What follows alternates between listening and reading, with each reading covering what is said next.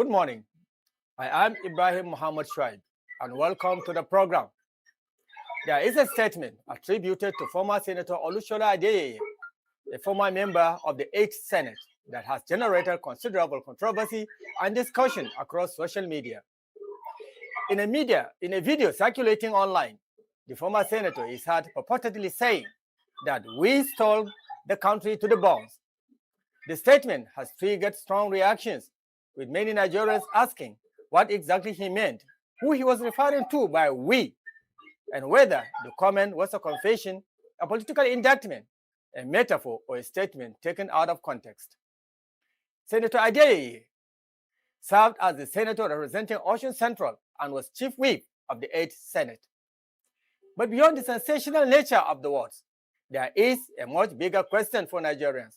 What does the statement say about the state of governance, accountability, and corruption in Nigeria? If the quotation is accurate and was taken in the context being presented online, does it amount to an admission of personal or institutional wrongdoing? Or the former senator speaking figuratively about the scale of corruption that has occurred under the successive administration? And perhaps most importantly, should Nigerians focus on the viral praise itself, or use the controversy as an opportunity to interrogate how public resources have been managed over the years? This morning, we want to move beyond social media outrage and examine the substance behind the controversy. What exactly was said? In what context was it said? Who was being referred to as we? Does Nigeria have adequate mechanism for holding public officials accountable when serious allegations of corruption are made? And if politicians themselves acknowledge that the country has been stolen badly, mismanaged, or what should be the consequences? Our guests will help us separate the politics, the rhetoric, and the facts. But before we do all of that, we are going on a short break, and when we return, we first review the headlines of today's newspapers have for us. Don't go away. Stay tuned. We'll be back shortly.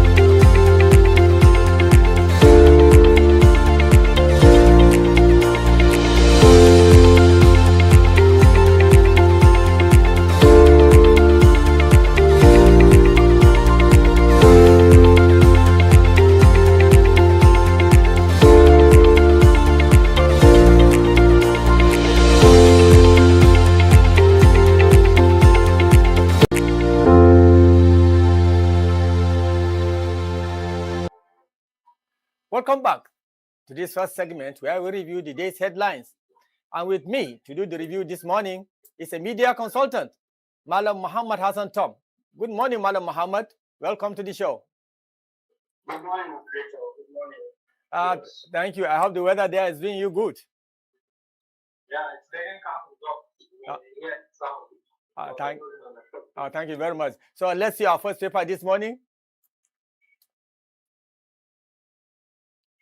Yeah, Malam Muhammad, we are starting with the Vanguard. NFF president, other board members resign. NFF president, other members resign. Then we have up there, civil service must own its reform and digital tools, says Wilson Jack. Civil service must own its reform and digital tools, says Wilson Jack. The Three Musketeers and the Lone Ranger, Two Great African Families, by Ben Moore Bruce. Full subsidy. Atiku's third U-turn exposes political postponement. Fuel subsidy. Atiku's third U-turn exposes political posturing. Then down the paper, we have another interesting one there down the paper. Despite fall in crude oil price, petrol hits 1,212 per liter. I think that is what will interest many Nigerians, Mr. Muhammad. Despite fall in crude price, petrol hits 1,212 naira per liter. Bonnie Light from 400. Zoom it, please. The writer's done that headline is saying Bonnie Light drops from $94 to $90.28, and then deposit price is 1,735 per liter in Port Harcourt. 12 depots increase prices, says report. Dangote Refinery determined marketplace, says expert. Dangote Refinery expresses concern over importation. Wow, that's interesting headline. So breaking the morning with that. Despite fall in crude price, petrol hits 1,212 per liter. Any comment on that, Mr. Muhammad? Yes, Mr. Shai, the situation has been like that ever since the beginning of the Middle East crisis. Nigerians have been paying more for fuel than any other country in the world, with the exception of the US. And this is a deliberate ploy to continue the improvisation or the reduction of poverty among Nigerians. If you recall, even when Dangote finally decided to reduce its price to 850 naira about 4 months back, the unions, the Penderson and the Fed, decided that they needed to tax that amount, and therefore the cost has to be hiked up. And because we don't have any serious oversight supervision, the situation was allowed to continue, and it will continue like that until our political leaders muster the need to have the interest of Nigerians at heart. I think we're going to be seeing more and more of that kind of situation. The same thing applies to the prices of cooking gas, which is also at astronomical level, despite the fact that the country has one of the largest gas reserves in the whole world. And the fact also that the majority of homes still utilize wood fuel for their domestic uses. That shows also the about the environment, about the living condition of Nigerians, about the cost of living. And until we have, like I said, a change in the political will of our leaders, I think this situation is going to continue. That's unfortunately. Despite another headline saying here, Iran's Hormuz blockade will worsen food crisis in Nigeria and others, U.S. warns.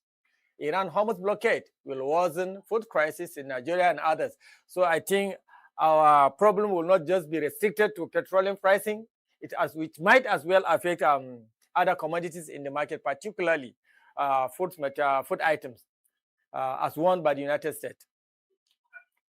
Of course, that follows because the moment that the fuel subsidy was moved to 2023, the prices of food items shot up because you needed fuel for the transportation, for processing, for storage.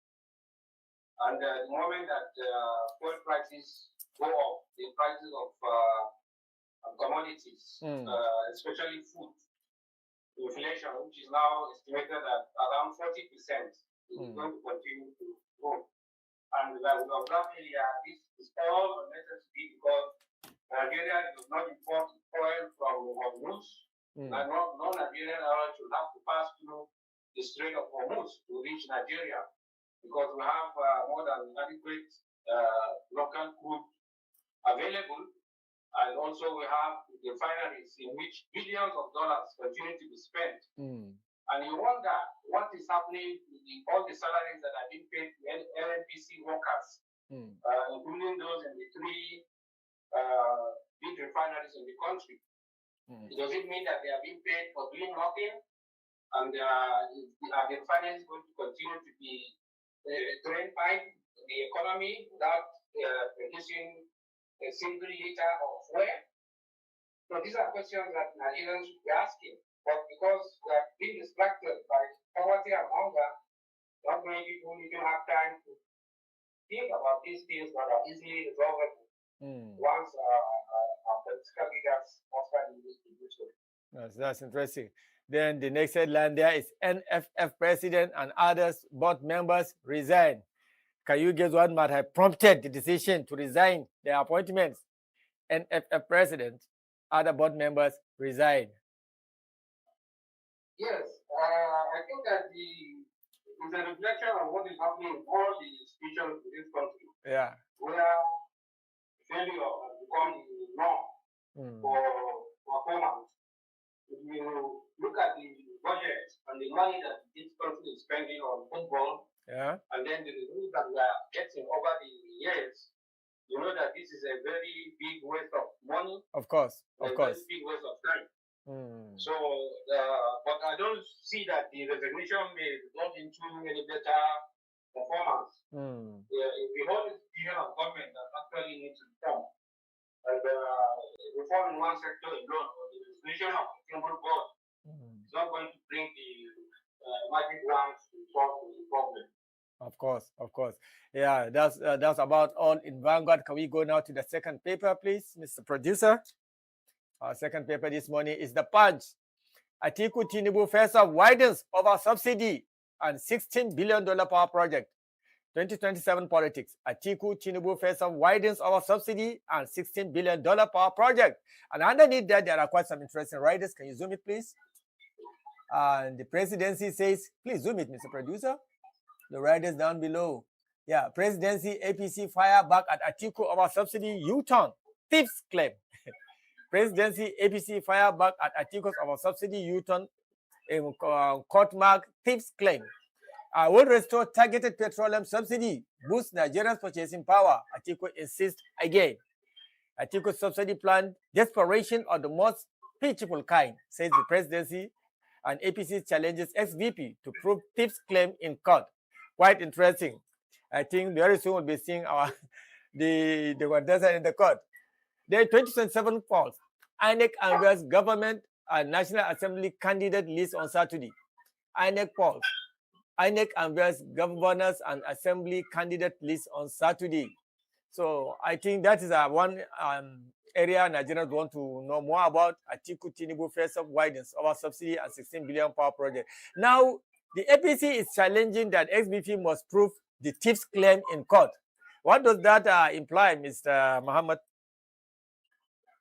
When we look at the subsidy issue, as we have done for the past couple of days again, the continued commentary from the presidency about Atiku's proposal to restore some other form of subsidy shows that it's a very sore spot to the government, and they are very much aware of the problems that the complete removal of subsidy has brought on Nigerians, and therefore they are very desperate to prove the point that their position was right. Now, I'm not the supporter of any political candidate at this point, but Atiku, like we said earlier, has every right to review his position on fuel subsidy, especially given the experience that we have had over the last 3 years. They say that the definition of insanity is to continue doing the same thing and expecting a different result. We have seen the result of the removal of fuel subsidy, and it has been very, very devastating. Obviously. Economically, socially, and even politically. Obviously. Whereby millions of Nigerian youths are unemployed. These are people that with adequate oil and power supply will have found very profitable engagement on their own. But because of the high cost of fuel and the electric supply of electricity are forced to join politics and stocks and other forms of criminality. So I don't think that the presidency is convincing in his argument that Atiku's world face, so to say, over the fuel subsidy is an issue that should merit any concern of Nigerians. That's interesting. Then another rider there, they say, I will restore targeted petrol subsidy and boost Nigeria's purchasing power. Atiku insists. Can we go to the next paper, because I think some of the other headlines were covered. Okay.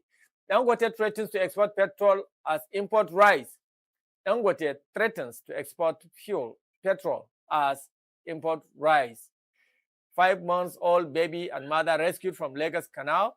And then farmers' hardest crisis. Southern Middle Belt leaders reject federal government ranches. Southern and Middle Belt leaders reject federal government ranches. If you remember, there was a policy, I think, initiated during the Buhari's administration about creation and establishment of ranches across Nigeria with a view to reducing the harder farmer crisis. And now it is becoming apparent that the South and the Middle Belt leaders are rejecting this ranch policy. Don't you think? What do you think will this crisis lead to in the future? First of all, I believe that this rejection by the Benue state government and some southern states for the creation of the grazing reserves is going to backfire very seriously, and it's going to affect their economies. And also the major problem really is the northern states who have failed over the decades to modernize cattle breeding.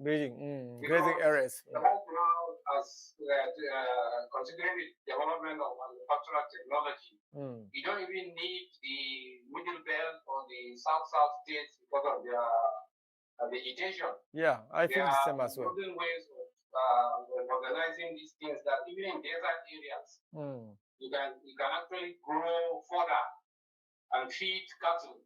Exactly. In any of these states. After all, we saw what Mohamed Gaddafi did.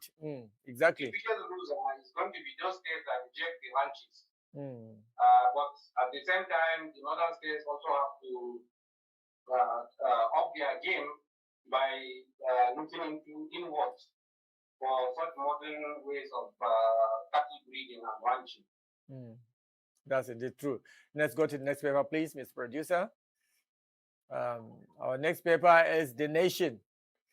Federal government unveils 5-year strategic security operations plan. Federal government unveils 5-year strategic security operations plan. Then up there we have Trump revokes 200,000 U.S. immigrant visas. And then we have $1 billion HOP ESP scheme to lift poor Nigerians, says First Lady. Civil servant get 100 electric vehicles, and foreign reserve exit year-end target of $53 billion. So $1 billion HOP SP scheme to lift poor Nigerians, says First Lady. I guess this is coming in addition to the grant given to young women to start frying akara. Isn't it, Mr. Mohammed?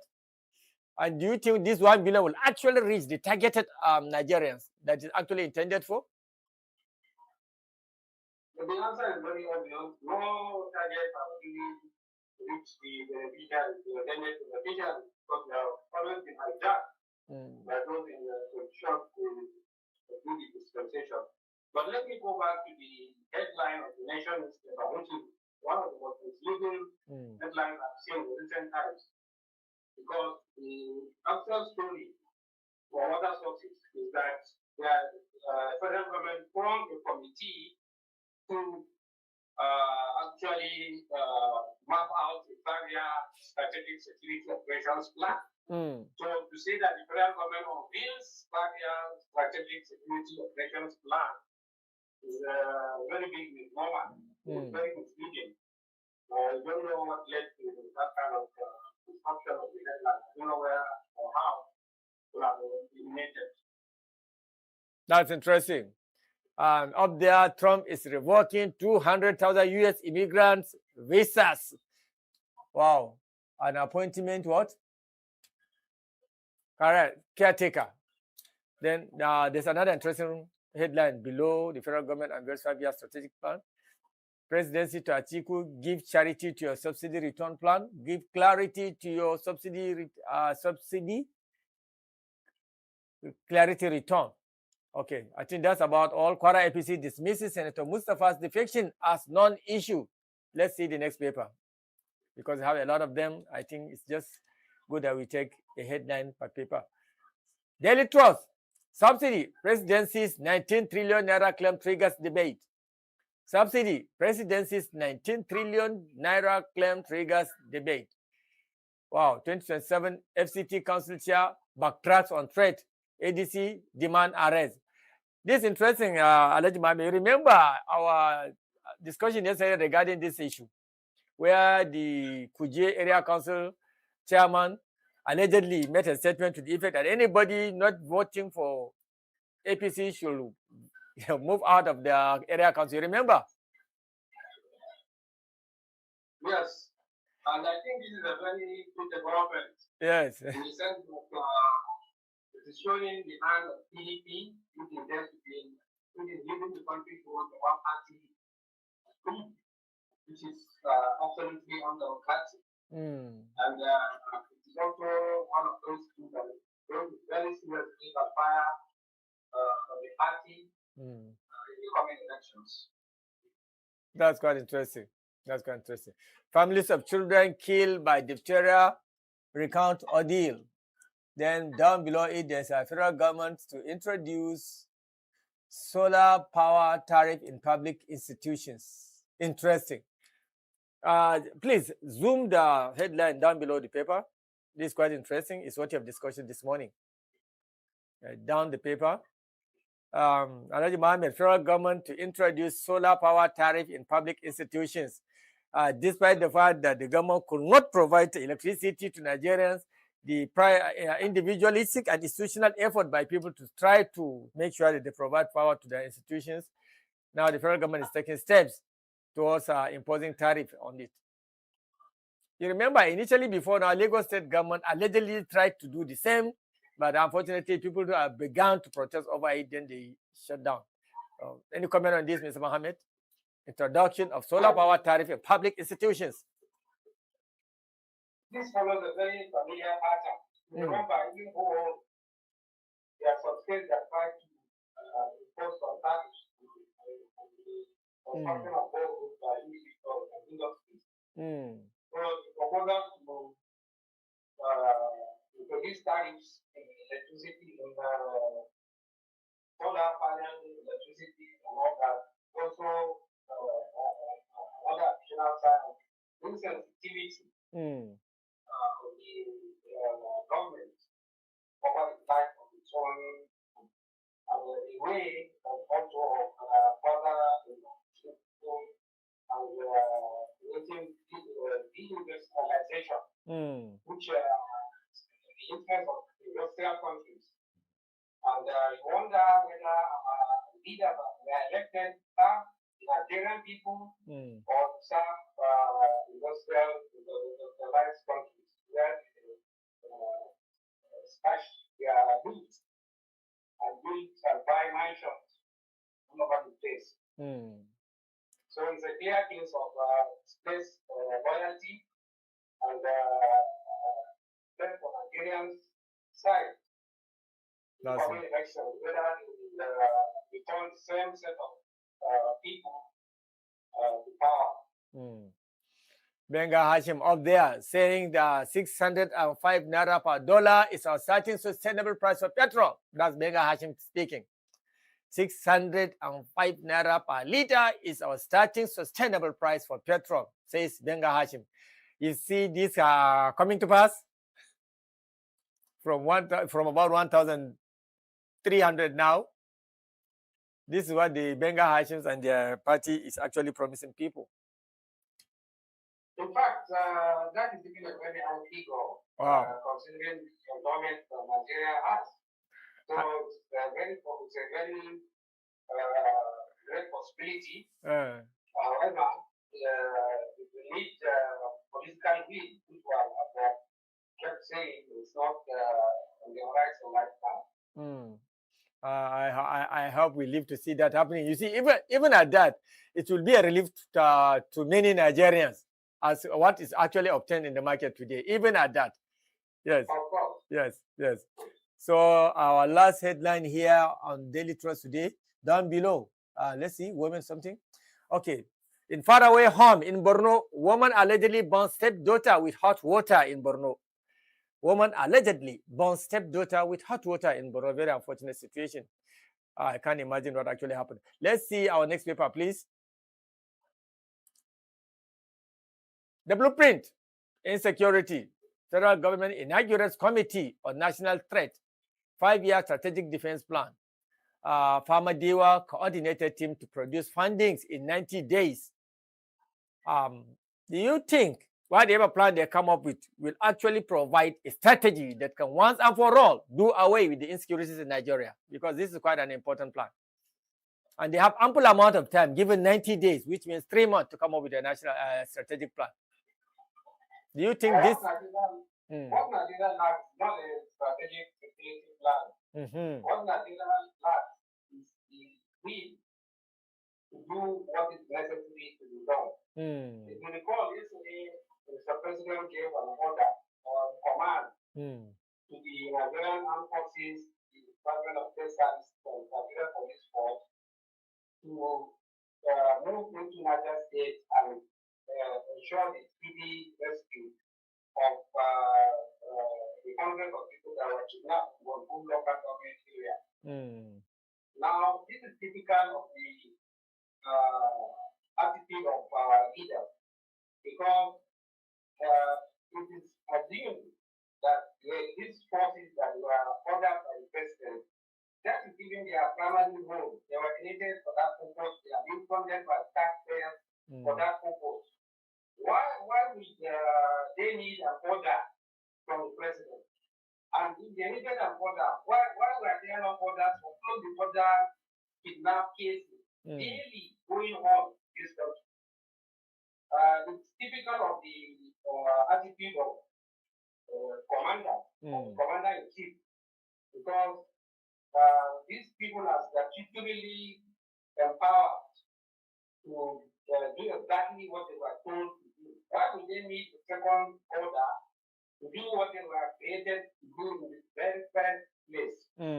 So it sounds very suspicious, and it's typical of the way that we are addressing our security issues. Now, the report, in most cases, even where the armed forces move in and rescue kidnapped victims and other victims of banditry, the best we hear is that the armed forces, whether it's Nigerian Army or Nigerian Air Force or Nigerian Police, is that yes, they have rescued these people and they have chased away the bandits. So, chase them to where? Is to go and plan the next operation. And with every operation that they conduct, whether it's successful or fail, they are only learning how to go about their humanity better. So it's not enough for our armed forces to say that we have chased away the bandits or the kidnappers to the target. It is to go and finish them off and show evidence that they have done this. Indeed. And what will happen. Indeed. Thank you, Mr. Muhammad. I'm afraid the producer is showing me, giving me indications that time is against us. I'm afraid this is all we can take for want of time. And thank you, Mr. Muhammad, for doing this with me this morning.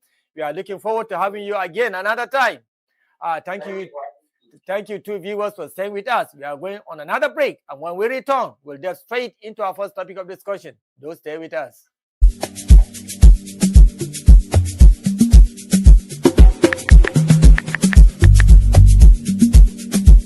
You have gotten the contract. Have you checked for red flags? Red flag.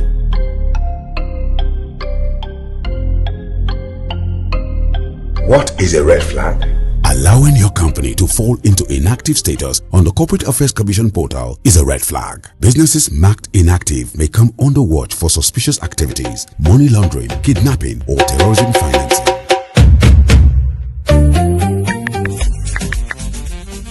Red flags? We have filed our annual returns with the CAC. Ensure your company remains active. File your annual returns every year. Corporate Affairs Commission, keeping your business safe and compliant.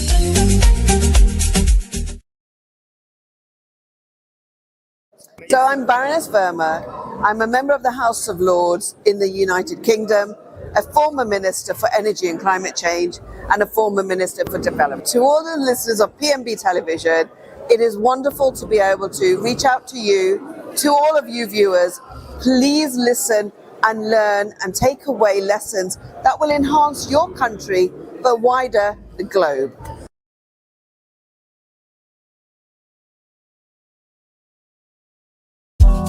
Tired of the snow? Tired of the bad TV signal? Come back. There is a statement attributed to former Senator Olushola Adeyeye, a former member of the 8th Senate, that has generated considerable controversy and discussion across social media.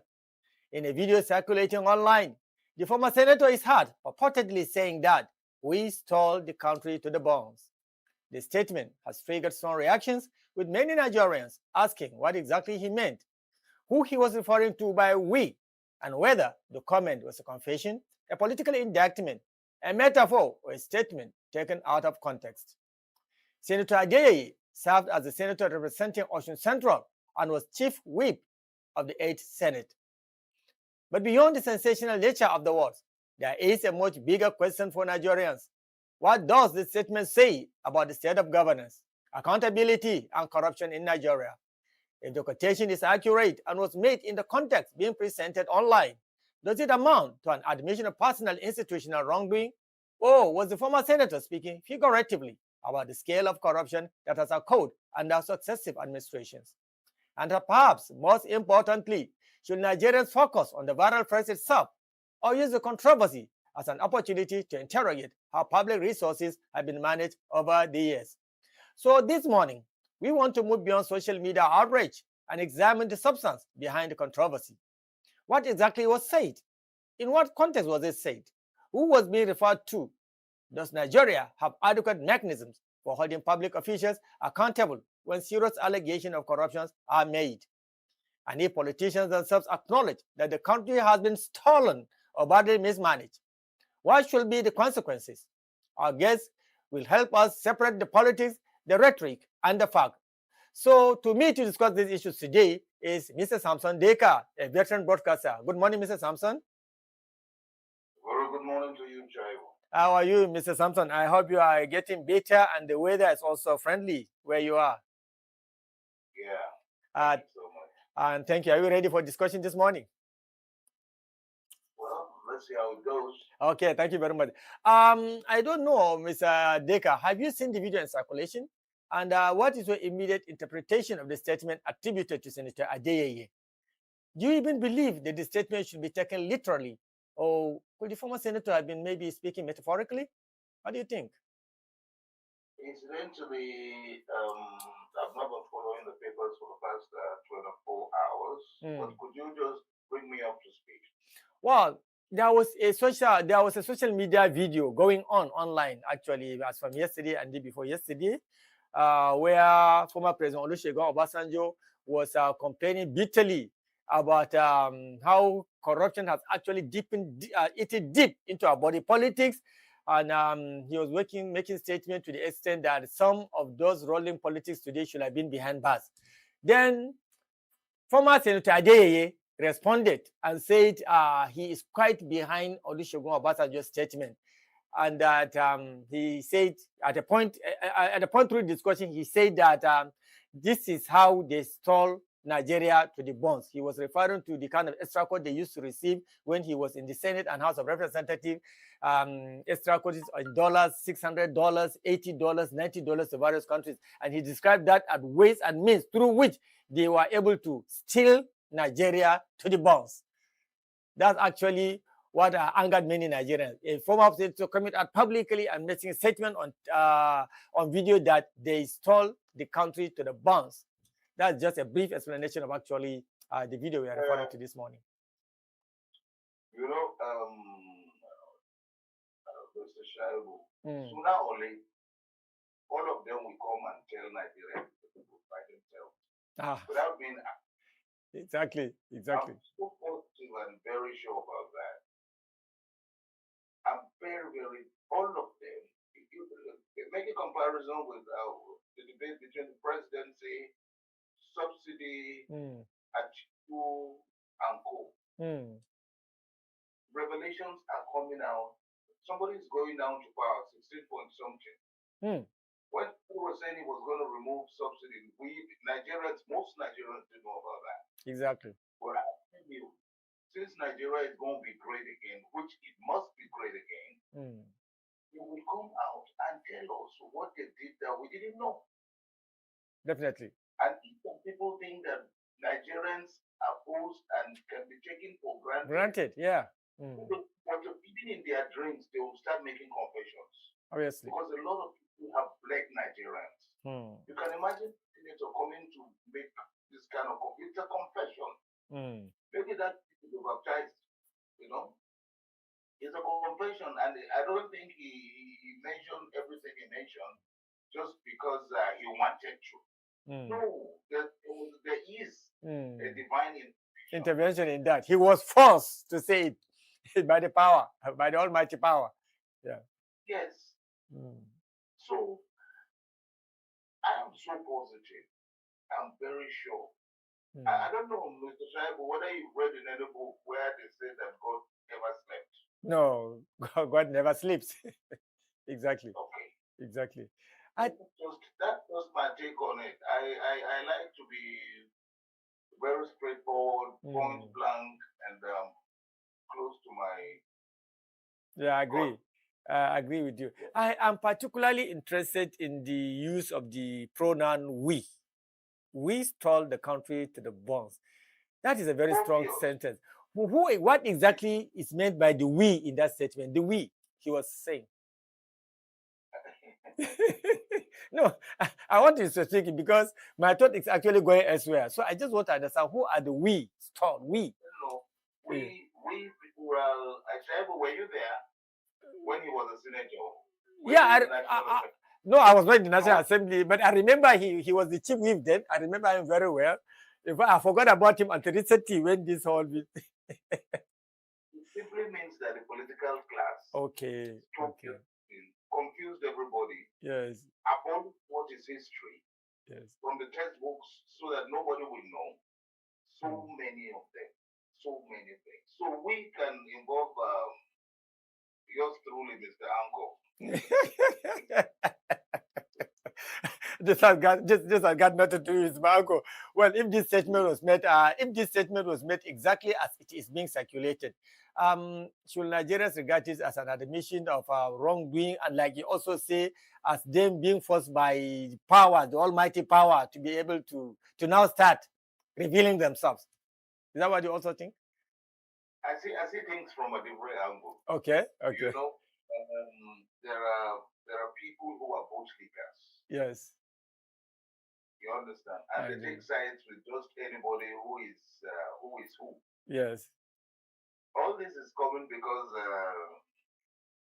Atiku is not in the good books of President. Exactly. It's as simple and clean as that. Okay. And you know what happens in Nigeria today, the political space, is that almost everybody is looking for relevance. Definitely. If you look at what the utterances of some people were when they were somewhere else, the narrative just changed. When they find themselves somewhere where there's bread and butter.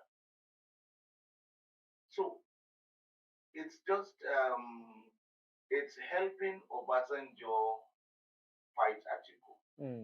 That's the bottom line of it. No, I know I don't like things. Okay. I think the way it is. Yes. Well, Mr. Deka, could this be an example of a statement? You know, because many people are saying, as yesterday I was discussing with someone, and he was saying that could this be a statement being removed from its original context and given some form of a completely different meaning on social media? That was the point he was trying to prove to me. I said, no, I don't think so. What is your opinion on this? The truth of the matter is that in every story, whether it be social media, whatever, there must be an iota of truth. Even no matter the kind of coloration you give it, things don't generate just like that. Even if people just sit down and take their zobo and then decide to write anything on what do you call it now, on the social media, there must be a genesis to it. There's no smoke without fire. Definitely. Definitely. There's no smoke without fire. Take a deep look at it, and you will know where I'm coming from. You know, incidentally, the media is nowhere you come and spill your guts completely. No. Yeah. As we speak now, a friend is just sending me a question here. Should we first establish the full video and circumstances in which the statement was made before we draw conclusions? That's somebody else's opinion. First, establish the video and then before we make conclusions.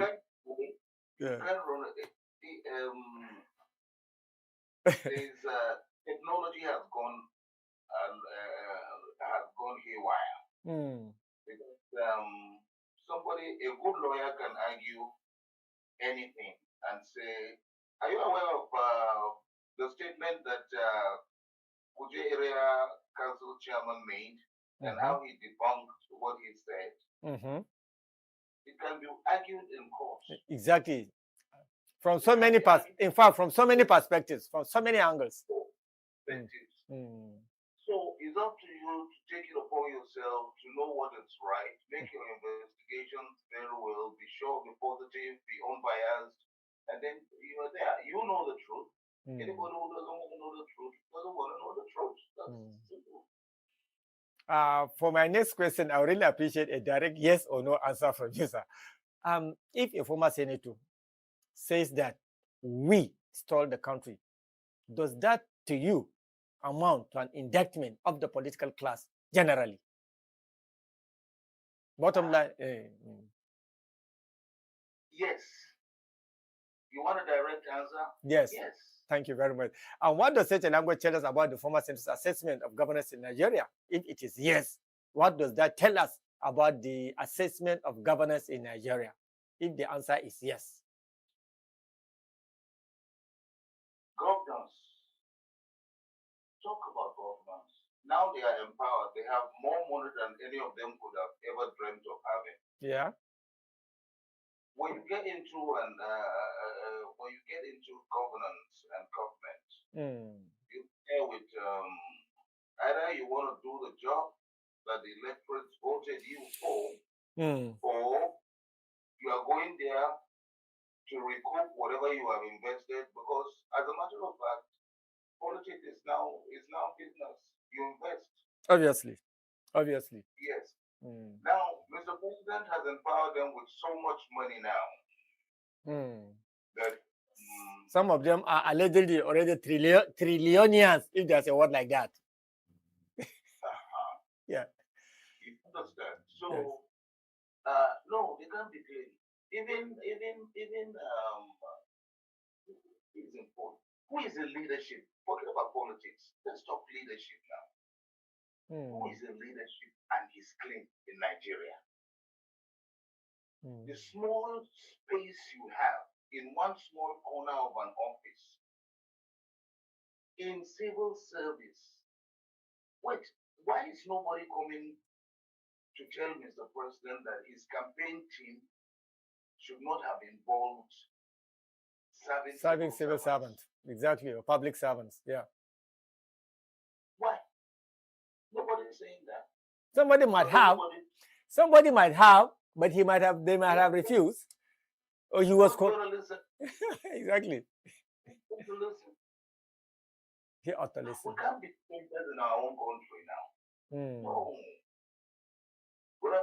I opened this up by telling you something to remember quite all right. I said confessions that are true are most likely, in many cases, divine. They are divine. I can't help it. Away from Exactly. Sooner or later, it will come out. It will come out. So you better be straight so that you don't have anything you're hiding anywhere. The way you don't understand, you ask questions.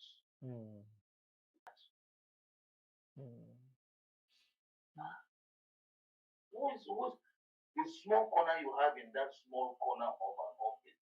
As long as somebody has called you or that there, you are already looking how to even outsmart that person, even the owner of it.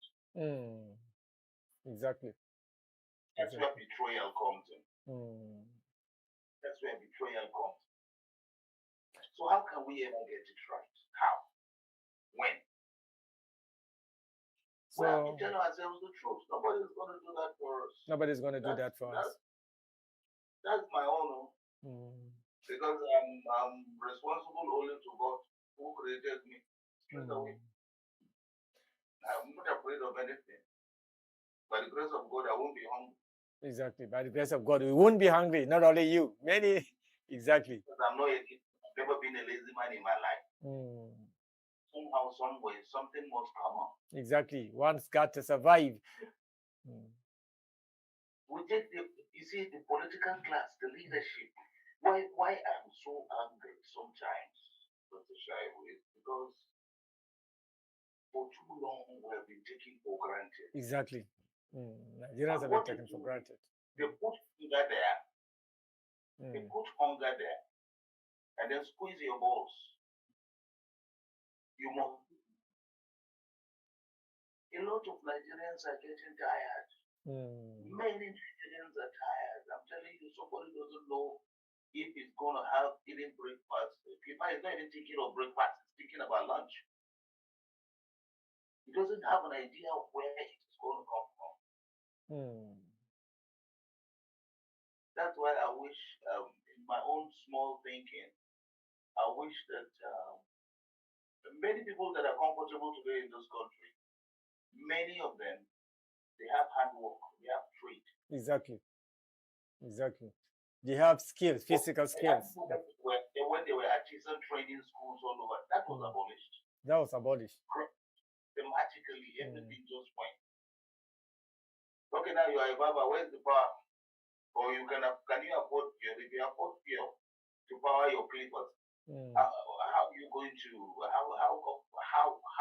with what are you going to buy the fuel? Because obviously there's no electricity, and then you don't have the capacity to even purchase the fuel that you might have put into your generator. We have been enslaved. We have been enslaved for so long. In this sense, and look, talk about it because they put hunger there. Put hunger there. So, in this sense, is corruption in Nigeria primarily the problem of individual politicians, or is it, say, a systematic problem involving institutions, maybe civil servants, contractors, and even including the private sector actors? Mr. Shaibu, with due respect, I was once a civil servant, that I know that, a public servant. You will be shocked to know that the corruption in civil service could be even larger and bigger than what you have among the National Assembly. Wow. Among the who aids and abates? Where is the money coming? It's not from government corpus? Is it from government corpus under the custody of civil servants? Right? So it's not everything that you call the politician a demon. No. It's all over. That's why it's good to look at things holistically. No bias, nothing. At all. So corruption itself is already institutionalized in every aspect of a Nigerian life.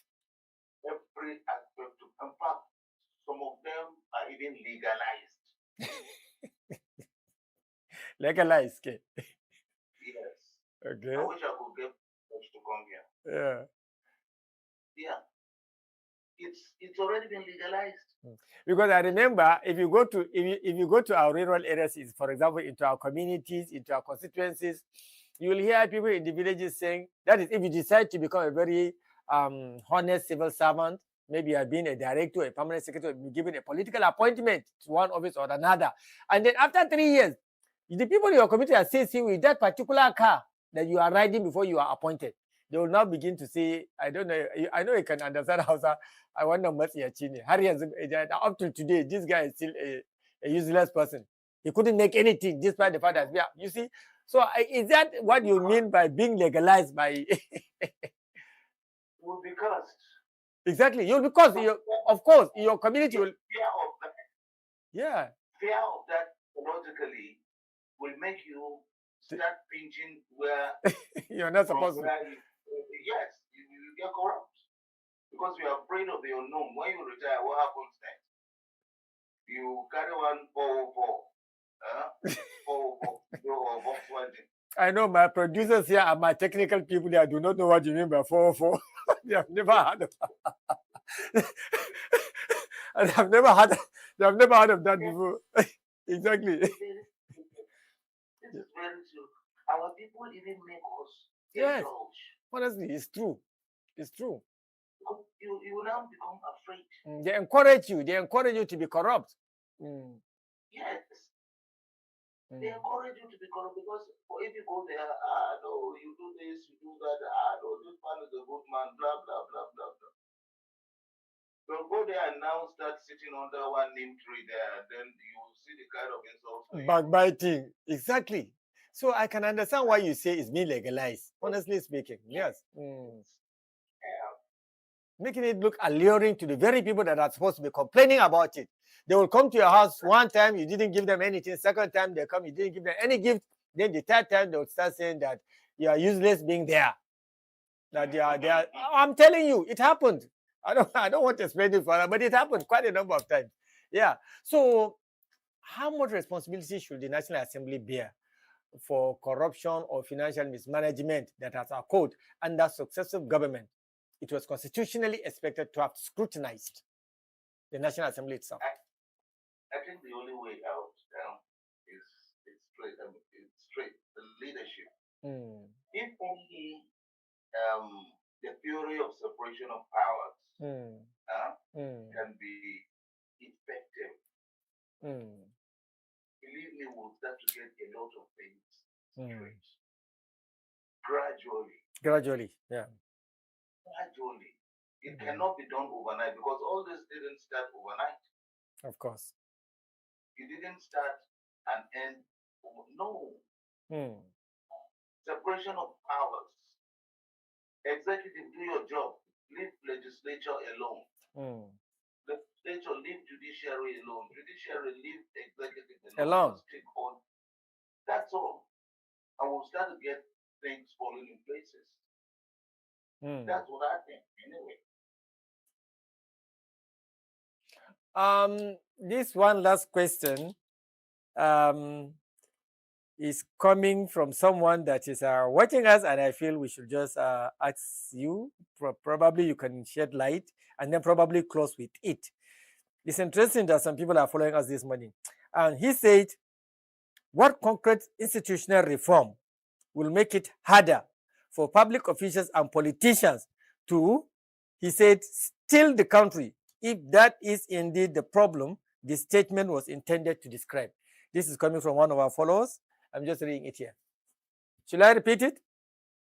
Yes, please. He said, what concrete institutional reform will make it harder for public officials to steal the country, if this is indeed the problems the statement was intended to describe? I think you have the answer already. That's what I was just dwelling on. Okay. That's what independence of the various institutions. Okay. And we spoke about all that earlier. Let everybody do his job. Exactly. You mean the judiciary should do their work, the executive should do their work, so that there will be check and balances, and the legislation should be seen to be, yes. Go and dust all this every time they constitute one committee. Look into this. Where are the results of those committees? What is even getting me mad sometimes is that the look at the level of insecurity in the country. Up till now, no big man has been placed and said this man is there. Only allegations. Everything will be swept under the carpet. Talking about this morning, we have seen. But when are they going to start doing what they were created to do? That is my answer.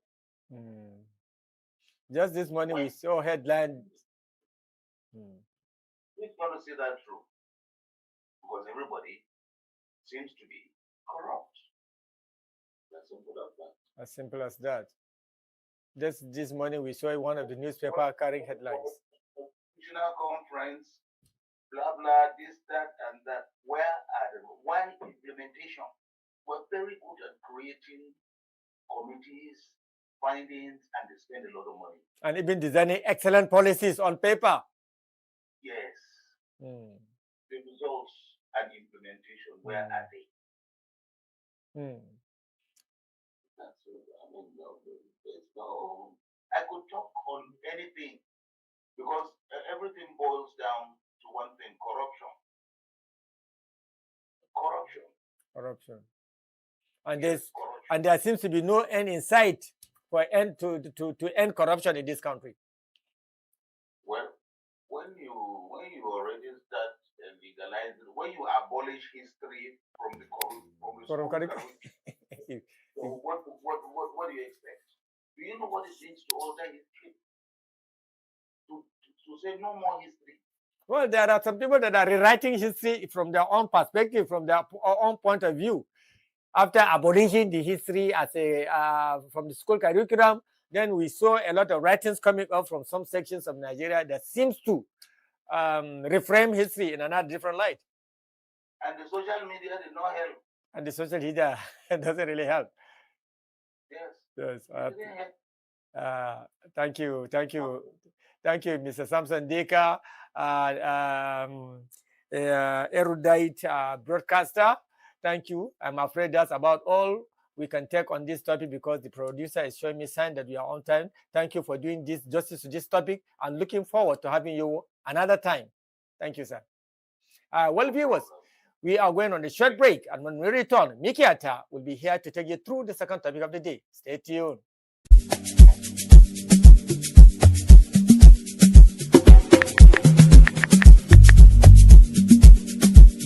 You have gotten the contract. Have you checked for red flags? Red flag.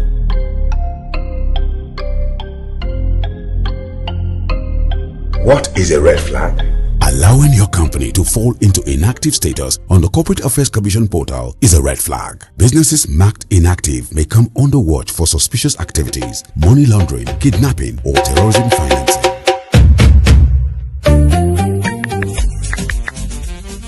Red flags. We have filed our annual returns with the CAC. Ensure your company remains active. File your annual returns every year. Corporate Affairs Commission, keeping your business safe and compliant. So I'm Baroness Verma. I'm a member of the House of Lords in the United Kingdom, a former Minister for Energy and Climate Change, and a former Minister for Development. To all the listeners of PMB Television, it is wonderful to be able to reach out to you, to all of you viewers. Please listen and learn and take away lessons that will enhance your country, but wider the globe.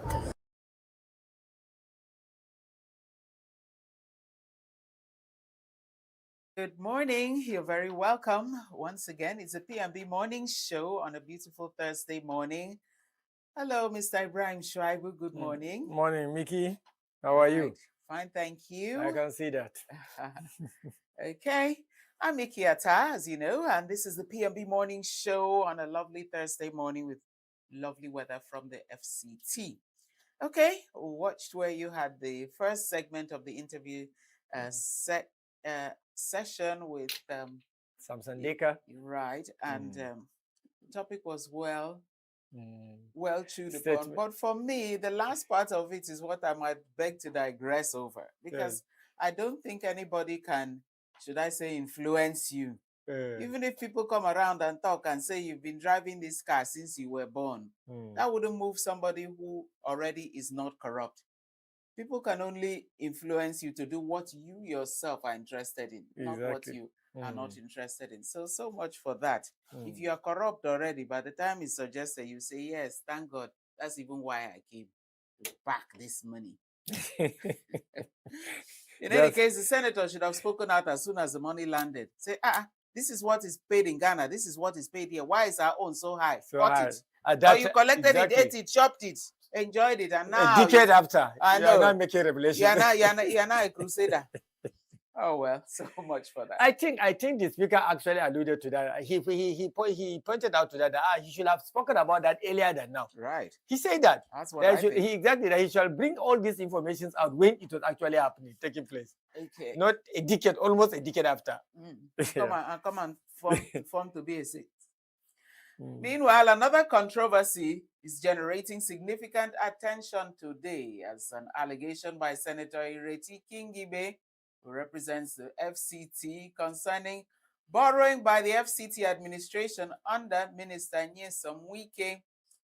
She had an interview with Channels Television alleging that the FCT had been obtaining loans without securing the approval of the National Assembly. She said her position is based on the Debt Management Office records covering August 2023 to March 2026.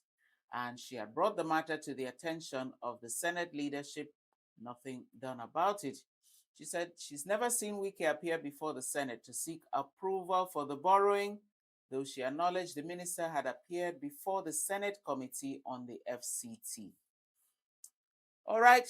She's also saying their relevant parliamentary records must show whenever the National Assembly had considered and approved the loans. Well, the reports from the DMO figures indicate a substantial increase in FCT's domestic debt between September 2023 and March 2026. So now we do know, there's no even need of asking, one of the duties of the Senate is to oversight financial issues concerning Nigerian expenditure, and particularly that of the Federal Capital Territory, which is also a minister. Debts must be approved and there must be oversight of that. So do you think that Senator Kingibe is raising a red flag at a timely, just like we were talking about the other senator? Is this a timely moment to mention and bring up this red flag? I like the fact that she's raising red flag. I think I'm always an advocate of people raising red flag for things that are going wrong. But my concern here is it the timing is wrong? This is 3 years. She herself said for 3 years between 2023 to 2026. Do you understand? 3 years. I think it should have been better if at the end of each year, she raised that alarm so that before the situation becomes excruciatingly painful for them. Every year, you should be able to ask questions. You should be able to do your oversight function. Do you understand? These monies you are requesting to carry out social project, or this loan you are seeking to carry out social project, come and make defense about it. But she has ignored it until this very moment. So I think for me, it has some even political coloration. But then raising the flag is okay, because we should be able always to checkmate leaders when they are going beyond the violating constitutional requirement. Well, Senator Ireti Kingibe has stated categorically that she has raised the issue before now. This is not the first she's raising the issue. She has tabled this matter before the leadership of the Senate. That way, it will not look like it's a political or personal attack. Okay. The leadership of the Senate completely ignored it, would not have set up a committee, did not invite him. She even said, let me know whenever he has ever been invited. But she raised the issue before now. So her timing, for now, is like, after all this time, I've raised this issue, nothing has been done. He has not been called, and he has not even been asked to even defend why he's borrowing or get an approval for it. So now she's now making it open to everybody. I think, so if she had, now she's making it public so that the public will now begin to take action. You understand? Right. The public whose money is on whose behalf these loans are being taken, they should now come out to seek for answers, ask questions, and then be provided with answers. I like people that actually go out to be asking questions about issues of governance. But when we decide to keep quiet, I think I didn't read the report in detail. But if she had before now, I think what she did is actually okay. I brought up this to the table, I brought it to the floor of the Senate, and you have not taken action. Now let me make it public so that the public on whose behalf these laws are being taken should begin to take action. And we are calling on Abuja citizens or on Nigerians, because Abuja belongs to every Nigerian anyway. So Nigerians should begin to ask Wike, exactly, why are you taking laws without getting approval? This is a violation of the Constitution. Why are you taking laws on our behalf without passing through due processes? Right. Exactly. Now, if the National Assembly approval is what is required for loans to be taken, which chamber or which committee is responsible for considering such requests? I don't actually know the particular Senate committee that is responsible for loans, but I believe there was. I believe there is. Okay. And they should be held responsible for that. Actually, the public should address their concern towards that particular committee, not only in the Senate. Even if there's another arm in the House of Representatives, they should have been part of it, because I think the approval should come from both houses. Okay, so does it mean that now, if somebody is appointed into such a position, you mean you could just sit down on your own and arbitrarily ask for a loan, and the loan is issued? That's what it means, because it means he has been obtaining the loans, which means anybody can just come in and arbitrarily collect these loans. And what that will mean is that you can arbitrarily spend, which means you are also appropriating, and at the same time you are also spending. So this is just the kind of thing that makes from full of arms of government. Exactly. You were saying this is what is in vogue now. People abuse power. People abuse responsibilities. People actually work even outside of their mandate. People do not seem to respect constitutional requirements. They do not seem to respect due processes. People now tend to abuse power. And I think, like I told you the other time, what you see in governance is a reflection of the individuals driving that government, honestly speaking. Because there is a law in a country. There's a process for everything. And for you to be able to look to seek for that particular office, you must have understood the processes involved in executing the mandate of that organization or that ministry, right? Even the person that will appoint you he will appoint you believing that you understand the processes of where he's sending you to go and work. But besides all this, not only we have quite a number of people violating all due process and doing whatever they want to do. The other time, a journalist was asking a minister, this is his right as a media person to ask so that Nigerians will understand. Tell us how much it will cost you to construct 1 kilometer of road. That minister became angry. It's simple. He's a minister, and Nigerians want to know. You are claiming that you have constructed a road from so kilometer, and this is the amount of money you spend, right? I think Nigerians should know how much does a kilometer cost. So that's what they do all the time. And I'm not even surprised that this behavior is coming from the minister, because it has only been something like that. Okay, well, we want to look at the performance of this 10th Senate so far. In terms of oversight functions, do you have a sense of satisfaction or dissatisfaction with their oversight, especially as it pertains to financial issues? Let's take a back view of a couple that even come to mind. There was an issue which is still ongoing at the House of Reps level only of this fake new federal government agency. The same way a senator raised a motion that this is part of what we need to oversight, and it was hooted, shouted down, shut down, and the leadership of the Senate wouldn't even bother to say, oh, this is what and what and what. We are even here, what we're supposed to do. Till today, the Senate has not bothered with that matter. I think their approach in carrying out the oversight functions is very, very, very low, particularly this the National Assembly, both the House of Representatives and the House of Senate. I think, you see, many people are of the opinion that this particular Senate seems to be only what the Hausa call Abi Rima Ashakida, which means, let me say literally, a rubber stamp kind of affair. Because hardly have we noticed the same energy in Senate whereby you will see issues are being discussed and are debated upon. All we used to see in this particular Senate is a bill is being passed, the leadership of the Senate will just read it. Those that have the yes say yes, and the yes have it. Damn, that's it. I don't think I've ever witnessed any serious debate on any serious policy or issue or a bill that's been forwarded in the National House. Do you understand? Yeah. So now let's look back again to the issue of budgeting. Can you imagine that right now we're concurrently running three consecutive budgets at the same time, and there is a National Assembly in place, especially the Senate? Yes. Now, how is that magic and wonder obtainable right here in Nigeria today? I've tried to crack my brain several times to be able to unravel the mystery behind this. Up to this very moment, I cannot. In fact, even a copper once asked me, I said, I can't explain these things to you. Okay. I don't even know how it is being done, because these are things that you cannot even explain to a young Nigerian. No. 3 consecutive budgets for the first time in the history of this country, and nobody's saying anything. To my surprise, even the media is not being serious on this issue.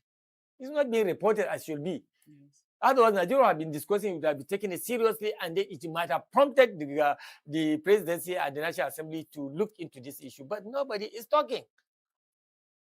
So Nigeria, we are gradually being, if there is a term like, what do you call it? Civilian dictatorship. You either used to know it's military dictatorship.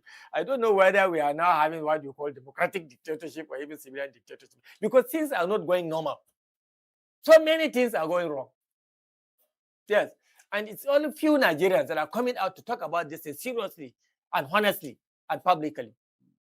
And once citizens don't talk, things will keep on becoming worse and worse and worse. Right, right. Definitely. Yeah. And our number one pain, honestly speaking, in this country is the National Assembly, because they should have been the what do you call it? The ones that should ensure balance exists. Right. But and they don't. Separation of powers. Yeah, separation of powers. But they're now, let me just it say, should be independent. Acting as if they're totally dependent. Exactly. Okay, well, the 10th Senate under the leadership of Senator Godswill Akpabio was also asked, as insecurity has been on the rise, especially this year, the reply we got from him when he was asked to please check and oversight and look at the finances and the way the appropriation of the defense, the security expenditure. He said, no, they're not going to. Why would you not do such? His reply was that it will weaken and dampen the morale of the military men on the field. Exactly. What do you make of that now? What I make of this is another abnormality coming to the Senate President. We are used to hearing a lot of statements, very weird and scary statements coming from him, actually. He even said that all this insecurity, don't worry, Nigerians, it will come to an end by the time after the 2027 election. And at that time, Nigerians were asking, is it kind of stage managed? Is it something that has been arranged and given a time frame? A statement like that can be interpreted as such. True. Exactly, because you have already given us a time frame that within which it will stop.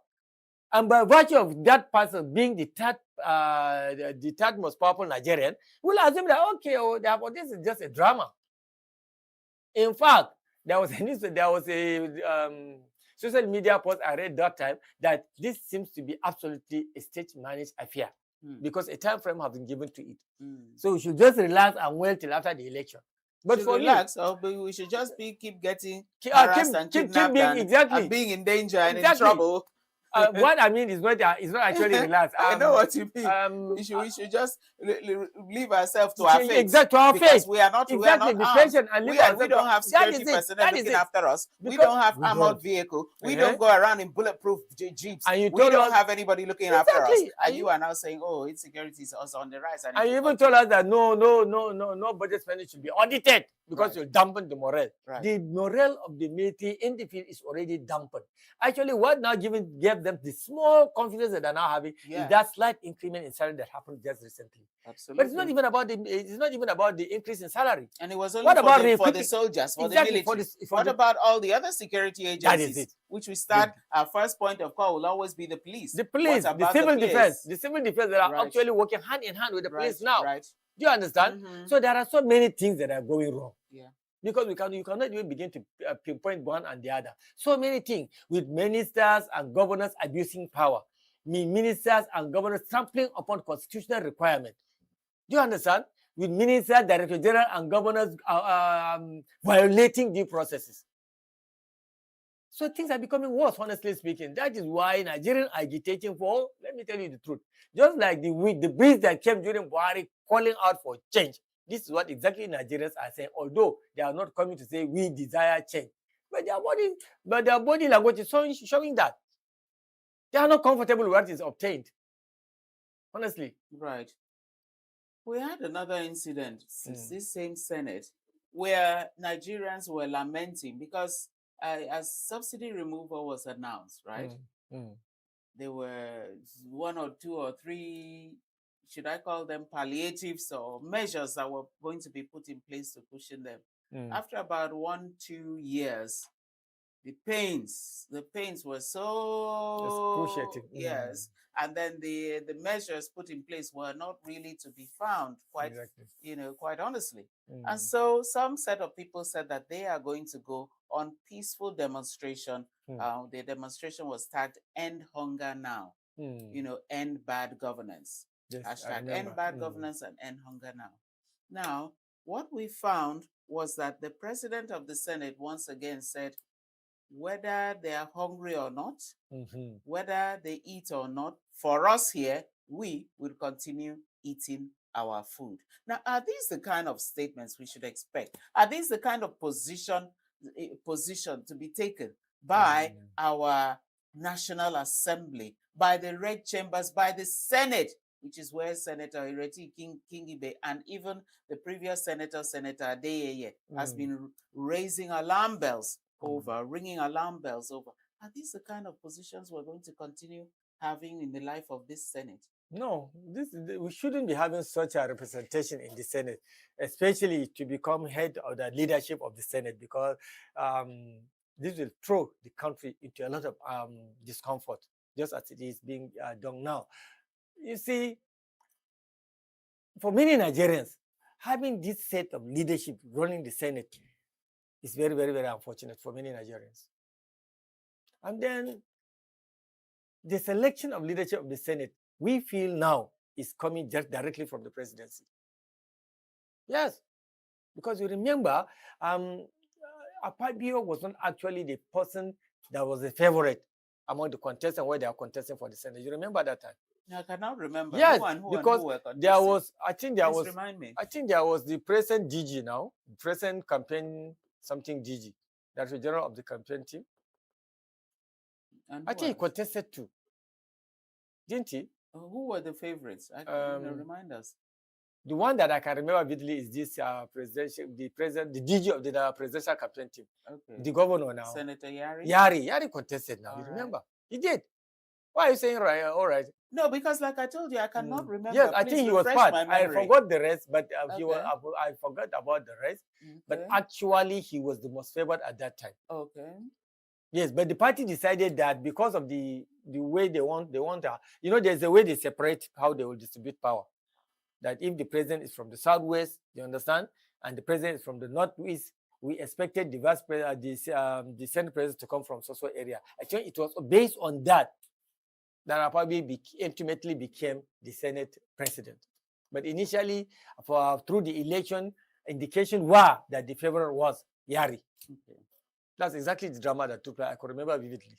Yes, that was the. So you see, people knew that this is likely what is going to happen. People that know those people very well, they even gave testers that this is exactly what's going to happen. So it is very, very unpleasant. So many Nigerians are not happy with the kind of statement that's coming out of the leadership of the Senate. Honestly speaking, if you are a leader, right, there is a way you can talk to your people, even though the policy you are trying to implement is painful, there's a way you will talk to them about that policy that will not anger them to this level that they are being angered. You are a leader. It's just the way a father will talk to his children when they err. Or maybe when he's about to take a decision that he knows will be a little bit painful to his kids. That's the way he will explain these things to them. As leaders, not because of age, as leaders, you are supposed to be as parents to the citizens. So talk to them mildly. Talk to them in a way that they can feel comfort. Give them some kind of comfort when you speak to them. Even though your policies might be painful, but the way you speak to them about those policies may actually make them understand you. But to say that even if you are hungry, you will be eating here, and this killing you see that is happening, you're going to continue till after I present. Wow. I think he's the only person that talks like this. He's not the only person, but he seems to be about that position, at that height of government. You know, and that's what I mean. Are really getting that is what I mean. We have never had any Senate president or Speaker of Reps or Vice President or even President themselves talk like this. This is the first time I'm hearing a leader in that up to that particular position speak like this to Nigerians. We have nothing against you, but we are concerned about the way that you talk to us. Exactly, it's our vote that put you there. I know. My vote I did not go to Akwa Ibom to vote to, but at least I'm a Nigerian. Which is not even the point. Because, the people within the Senate, it was a vote within themselves. It's a vote. Yeah, so I have my representation there too. Exactly. So it's the leadership there. Exactly. It's the senators on the floor that voted into that leadership in. And since then, it has just been, very underwhelming experience for Nigerians. Honestly speaking. Especially each and every time, like you said, the utterances and then the functions. They're very and what surprises me most, functions. What surprises me most is I have never had, either on paper or physically or anywhere, that president has called him to caution. I've never had. I don't know whether he might have called him to his house or boss. Stop talking like this now. I don't know. Honestly speaking. But if he had been cautioned, I think he might have stopped such utterances, public utterances like that.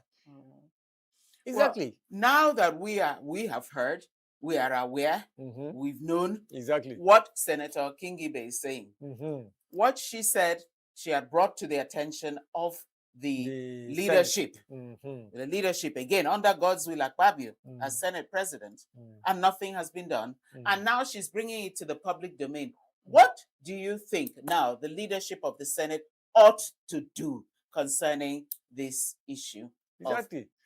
Endless loan taking without approval, without proper appropriation, without accountability, the most important. I think the Senate leadership should at least put machinery in motion toward examining those requests and then how they were actually obtained. And then again, the Abuja citizen also should begin to now seek ways of writing their complaints to the committee that's responsible for debt taking loans in the Senate. I think I want the Abuja citizen to do more of that rather than the Ireti Kingibe pushing forward. Yes, we as Nigerians must seek explanation and examination of documents, whether due process have been violated, and if they were, why? Exactly, because if you have already violated due processes, then definitely there must have been ways and means through which those ones might not have been used. Right. For the right reason for which the law have been taken in the first place. Exactly, because they are not documented. To know what will be done. We keep on hearing about this, this and that. What is going to be done to such a person that carries out such an act? Is anything going to happen? We don't want to keep seeing a Senate that keeps on sweeping issues under the carpet. We don't want to see a National Assembly that's so, that's not alive to their responsibilities, carry out their duties, and carry them out meticulously and see it to a conclusive end. The latest we've heard is that another fake agency has just been uncovered. Now, what is that surprising, considering the fact that the other one you uncovered, you have done nothing about it up till today? And Nigeria is losing a huge amount of money, running to hundreds of billions. Right. into those phantom agencies, which Nigerians hitherto are not aware of until very recently. Billions, each of them allocated billions. Under no administration have I ever heard that there are some phantom spirited, is it spirit or what? Ghost agencies in existence. This is the first time I'm hearing this from one. It has now become two, and so many others are emerging. So many abnormality is happening all over the place this time around. We would really appeal to the National Assembly with specific appeal to the Senate, with specific appeal to the leadership of the Senate under God's will, Akpabio, to please do the needful, look into some of these. Like she said, there are statistics, there are figures from the Debt Management Office. So it's not something that is like a spurious claim. These need to be examined and the proper steps taken if it involves asking the minister to come and let them know what should be done. We're calling upon the National Assembly, the Senate, the leadership of the Senate to please do the needful, especially for the FCT and for Nigeria as a whole. All right, it's on that note, we'll have to close the curtain on the discussion segment of the morning show. I'm Mickey Atta, still with Ibrahim Shribe, who's still in the studio. We're going to take a short break. When we come back, we'll dive straight into the last segment of the morning show today. Please stay where you are. Tired of the snow? Tired of the bad TV?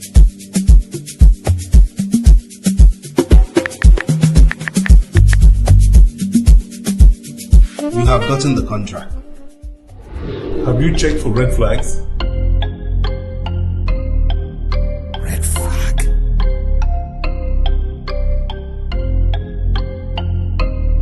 What is a red flag? Allowing your company to fall into inactive status on the Corporate Affairs Commission portal is a red flag. Businesses marked inactive may come under watch for suspicious activities, money laundering, kidnapping, or terrorism financing.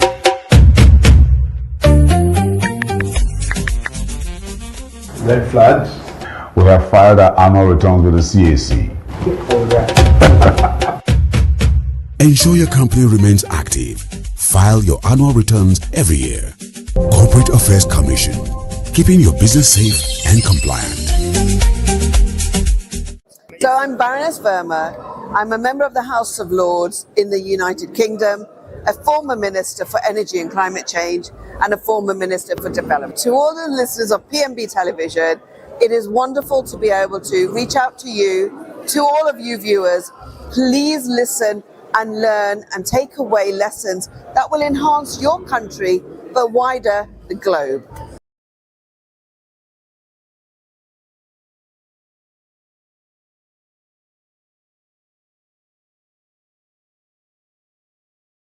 One, go. Welcome back. Miss Mickey, this guy just took me unaware. I know. It's all good. Mickey, good morning, and Mr. Ibrahim, good morning.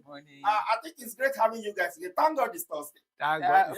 That's a new one. Thank God it's Thursday. We'll be thanking God every day for the day. Yeah, indeed. Okay, let's just go straight to what's trending and of course what is buzzing on the internet. But this actually captivates me because looking at Jonathan, if you go back to, if I take a man back, Mr. Ibrahim, to 2015, you could remember that Atiku was one of those people that supported Buhari to come back and unseat Jonathan. What is should I say unfortunately now for Jonathan is saying that he's going to back Atiku, or with his speech that's making on the internet now, that he's going to back Atiku because he feels that Atiku is the right man for the job. I think how ironic that can be. It's not ironic. Yes, it's not ironic. It is. It's not. Okay. Those that understand politics know that there's no permanent friend or permanent enemy. But there's permanent politics. interest. It's permanent interest. It's always about permanent But interest. before we get and political ally can change at every point in time. Yeah. Your enemy That's tomorrow, exactly. Yes. Your enemy today might be your friend tomorrow. In politics. And your enemy's enemy. Exactly. Or your So there's nothing unusual here, as a matter of fact. Okay, but before we get into it, yeah. let's watch the video, okay. And at least we'll have a broader understanding of what Jonathan said specifically, and of course, Mickey is here to give us the whole thing. Let's watch that. You, I support Alhaji Abubakar Atiku, because I know say the biggest problem we will get for this country, if we no do and well, it will scatter us. Some of us will die, some of us will run, go another country, go stay like as if we and people where they buy. They say we as Nigerians will not they come together. And if we not come together, we not go do anything. Nothing we go do. Me, I support somebody where I believe say if things done for office, they bang. He go bring the Igbo man, he go bring the Yoruba man, he go bring the Fulani man, he go bring the Hausa man, he go bring my Ejo people, he go bring the ethnic people, the chief people, he go bring all of us together. And make we all know say all of us na pikin wey Nigeria born. People must know. Say PDP do well for this country. What PDP do? How much we rice they buy one bag of rice from market sef? If PDP no do well, hunger for don't kill Nigerians. Mr. Ibrahim, I think that says a lot. So let me get your thing before I come to Mickey, because I have different questions for Mickey, and I know she's equal to the task. But let me come to you with that, Ibrahim. With all this, where do you see this going? Me as my president, the blow grab a pigeon like that. Now pigeon go carry answer it's okay, you can go ahead. You see, but me I agree with you in the talk. Yeah. Honestly speaking, this time around we dey look a person we go fit bring people together. You understand? Which is a very valid yes, point. we see that's the number one point. That's the second point he actually stressed. You understand? The first thing is people are complaining that this government is one directional. Just yesterday, I and one of my colleagues was looking at pages of a magazine for one occasion like that. We counted almost 7 ministers and head of parastatal that are belonging to one particular tribe. They have been complaining all over the place. You understand? So that was why my former president talk say we want person we go bring people together. He even went as far as mentioning particular tribes. Do you understand? But that's not the only problem. You see, one problem where one wala will put us into all this trouble. Now that removal of subsidy. All Nigeria problem begin from that time. Now from removal of that subsidy, petroleum price will from 300 jump yeah, 2,000 plus to 1,000 plus. Now that thing will make our currency come devalue like that now. Before that 2023 something, when you carry 10K go market, you go feed buy plenty thing. Okay. But now, what that 10,000 can do for you, you understand? 100K might not do for you today in the market. And this is the first time in the life of this country that you can visit the market and see it deserted. I'm telling you, because people that bring goods to the market do not have the money to go and buy the food stuff and other items to bring it to the market themselves. You that are supposed to go and visit them to buy things in the market, you don't have the purchasing power to do that. You understand what I'm saying? So it's not about tribe, it's not about religion, it's about capacity and person who we feel, who Nigerian feel can do. So the people right now we are seeing at the risk of being called, what do you call it? It's either Atiku or Obi. That's my personal view. Okay. But what we have in place is not working for us. So we need to change. But a lot of people will say, it's working for them. A lot of people will say that's working for them. We know that. We know. Of course now. We know the kind of people that this is working for. Okay. Mickey, majority of Nigeria, the system is not working. All right. Mickey, does this bother you? PDP came up with a convention or whatever. Is it consensus? I don't know what they did. And they projected Jonathan as their flag bearer or blah, blah, blah. And now Sam Jonathan is saying he's going to support Atiku. Then where is this confusion coming from? If we put that together. Because somebody needs to come and explain to us what is actually, yes, because somebody needs to explain to us what is really what is really going on. Jonathan is here at one breath. He supports a flag bearer for a PDP one fraction, and again another breath is here saying that he's going to support Atiku. Is it the collapse structure they're talking about, or is it the 100? Is it 100? 100? They call it the 100 G100. Or is that what we are seeing now? Is it part of it? Part of the G100 pot, I think. Okay. It's being cooked. Probably. It came as a big shock, a surprise to me to see a presidential candidate, as we've been made to understand, saying that he is going to support another candidate. Is it that he has stepped down? Is it that he didn't accept the nomination? Is it because we were made to understand that that faction, the Turaki faction, has had their name uploaded on the INEC portal. So with your name, Dr. Goodluck Jonathan, uploaded on the INEC portal as a presidential candidate, you are now granting an interview saying you're going to support a different presidential candidate in a different political party. I'm confused. I'm totally confused. I'm so confused that I'm unable to even listen to the essence of what he's saying, being that he has mentioned whom he's supporting in his capacity as a candidate that has not officially stepped down, that whose name has not been officially removed, which one, like we were saying, so I would just say to which one you dey?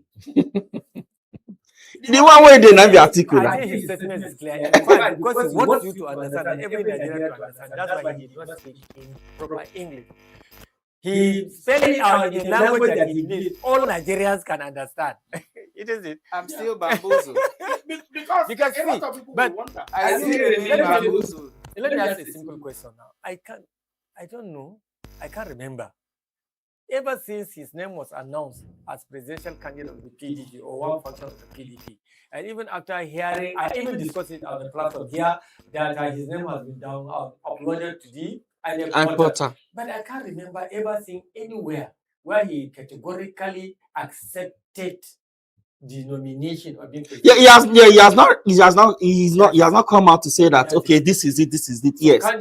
Candidate usually either by themselves or through their aides come out to speak that they have been nominated and chosen to become presidential candidate of a particular party, and they accept. You know, even when they did that nomination, sorry to frustrate, even when they did that nomination, you know, he wasn't there. Exactly. Yeah, he wasn't there. So just group of people. When my good friend Mickey here is saying that she's surprised name has been uploaded, yeah, I'm excited too. I'm telling you, I'm not hiding my own. Honestly, because I'm eager. I'm eager to see that change is obtained. And the only true right candidate that I see maybe working for this country is between those two. But Mr. Bam, if you say change, you really need to explain the kind of change you are talking about. Because I know during campaigning, sometime 2015, some persons came in and promised change. Yes. And we could see what the changes is doing right now. So I think you need to be very, very. That previous change did not actually live up to the expectation of the people, but it's not as worse as it is. But the particular word change that you don't like. If it is that, I can look for it. Is there any synonym? Please, I think you have to. The particular word I wouldn't like is the glorification of the PDP. Because if the PDP was that wonderful, and Nigerians are the ones, they wouldn't have looked for change. Having looked for it, and the change has been so unbearable, unpleasant, and ugly, then why will we have consecutive back-to-back so many tenures for the APC? But you know, PDP promised fresh air then. And they also they promise fresh air. They will be there for 50 years. Anybody make that statement. But you know, somebody has just made another statement. They say 100 years for them. You know, that is serious. I can still vividly remember even the kind of jacket he was wearing when he mentioned it. It was not very fine. But Mr. Ibrahim, the head of Tinubu's campaign. Change came in, we didn't enjoy the change. Why didn't we run back to what? To the fresh air? You need fresh air. Why didn't we? That's the question he would have been asking. But Mr. Ibrahim, the head of the Director General of Tinubu's campaign, presidential campaign, he said that Tinubu till 2031. He said so already, that Tinubu till 2031. Well, that's to be expected because that's a political statement. And he's the DG of his campaign. So he's campaigning for him to be on to 2031. So that's an expected statement. But that's even a lesser ambition. There's another person that's not even part of the campaign team. That said it's APC, not even Tinubu. They hope the party itself. So that's going to hand over. For 100 years.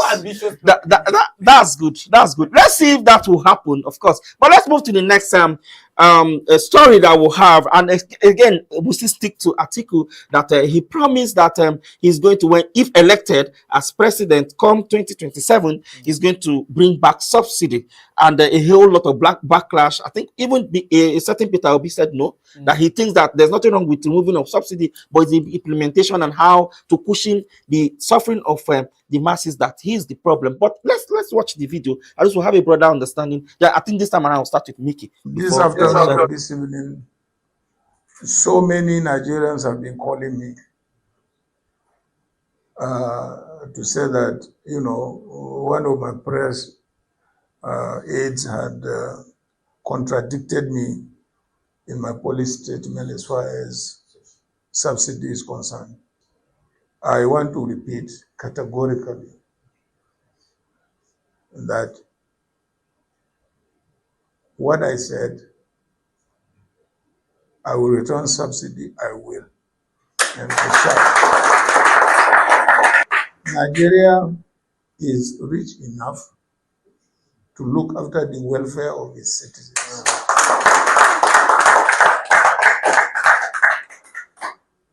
Therefore, let it be clearly stated that he was not speaking on my own authority, because the removal of subsidy has driven more Nigerians into poverty than at any other time in the history of this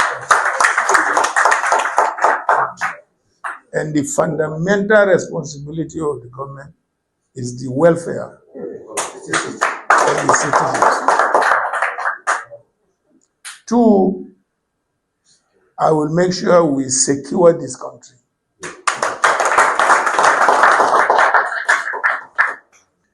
We are competing with thieves. They stole the election. Now they have stolen the economy. They have stolen everything.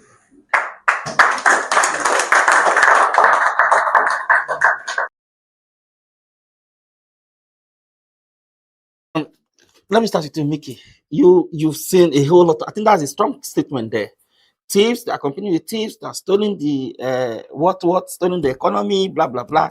But what do you have to say about this? Well, the first thing I have to say is that he was now clarifying statements after phone calls from Nigerians that was he quoted out of context, and was it, you know, the first thing you're going to find is a sense of leadership there, because most times people always hide under the shadow or the shield of the press. I was misquoted. I was quoted out of context. Oh, that video you're seeing is AI. So with things like that, at least the first thing I saw is that he stepped up to the plate and said, no, that I told him to make the statement, and now I'm even making the statement for you to hear. That's on the one side. On the second side, what he's trying to say, because all candidates supported the removal of fuel subsidy, is that the removal has impacted negatively on the lives of Nigerians, of the citizens, on their daily, you know, the daily lives that we're living now is horrible and unbearable. Now, that's on the second side. On the third side, he is not saying that he's going to restore the past subsidy. He's still saying that subsidy has gone and gone for good. What he wants now is a kind of subsidized method whereby a targeted subsidy, whereby people like the manufacturing sector, they will have subsidized fuel for production, whereby maybe Nigerians, maybe some of the fuel money will be targeted to restoring subsidy on electricity, such that you're not all going to pay such a high bill for Band A. There's a way he categorized it. He didn't elaborate there, but another fora he's elaborated how it's going to be. So what he's not saying is that, oh, how the subsidy was, I'm putting it back, which would mean I'm putting it exactly back. I'm putting the corruption of it back. I'm putting those multi-trillionaires up on one pedestal, and then the rest to be, you know, just to be the little thing we gain is just this. No, he's saying that it's now going to be done in a targeted manner, because the way it was done now, divested to the governors, he is saying that now what we have are super rich governors doing very, very well, and the same tattered, poor, battered, and beaten citizens. In fact, now that the condition is now worse for the citizens because the inflation has galloped so high, minus what the figures that government is saying, is that the citizens are far too battered with the way it was removed.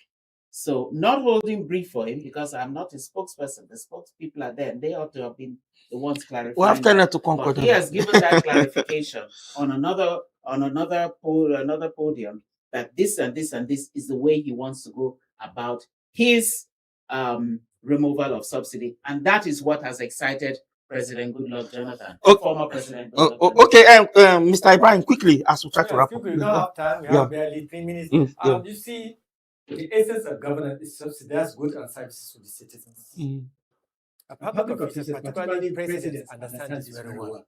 And when we say subsidy, Abubakar Atiku was very careful in not saying petrol subsidy. He was the one as a generalization. I'm bringing back subsidy as we live today. Subsidy has been in every sector of the economy. Is it agricultural implement? Is it building materials? Is it food? Is it power? This morning, one of the newspaper headlines is saying that federal government is looking for ways to put levy on this thing. Solar for institutions. Solar that somebody that I'm telling you. So Abubakar understand this, and then why do we need a government if life cannot be easy for the citizen? Tell me, Saudi Arabia, that is the number 2 oil producer in the world, have they removed subsidies for their people? What about all these government? Even United States, they subsidize. Even United States, yeah, they subsidize. You are in government to make life easy for the people. When you decide to make your citizens to be slaves, to be wallowing in poverty, all of us are looking like me. Look at exactly. You haven't eaten enough now. I'm telling you, no, you need to laugh sometimes, but that's the reality. I'm telling you, many Nigerians are sick. Many Nigerians are hungry. But Mr. Ibrahim, I think I will take objection to that because you are not looking sick. You are not looking sick. Don't worry. You are not. You are not looking sick. What happened to my neck?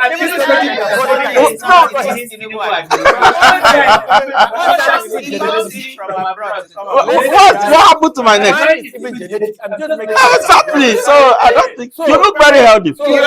When Atiku says removing subsidy, I take it to mean subsidy across every sector of the economy. You understand? The guy is smart. You know what he's saying? But again, this subsidy only works to promote the interests of the West. I always say that economic policies that we implement in Africa, our government operates in Africa, are not the kind of economic policies that the West actually implement in their own countries. When you take your child to go and read economics in Oxford, but look at the syllabus. I'm telling you, because he may ultimately come to his country and work in the interest of the West. Indeed. I'm telling you, there's nothing many Africans understand this very well. Explain to me how. Now, which will then fall back exactly, on leadership. After all, other ones have been able to pull their countries up. Morocco we just Morocco is in Africa. Rwanda is in Africa. We just hope for a better Nigeria. That's what we hope for. And that's all what I have for you on we're standing today. So over to make it to wrap up the money show. So now hopeful notes, then we're just going to close the show on a note of bright hope of looking forward to a better Nigeria. So like we keep telling you, we'll be saying it, I'll be sounding like a crack record every day. If you haven't, go out, get your PVC. Go out on January 16th, vote for the person you feel will. And on behalf of the rest of us here, Mr. Ibrahim Shuaibu, Mr. Abel Sunday, thank you very much for joining us on the PMB Morning Show this beautiful Thursday. We're stepping aside to make way for our next program, which is the PMB Sports Show, and it will be ably handled by Mr. Abel Sunday. Stepping aside to make way for our next program, which is the PMB Sports Show, and it will be ably handled by Mr. Abel Sunday.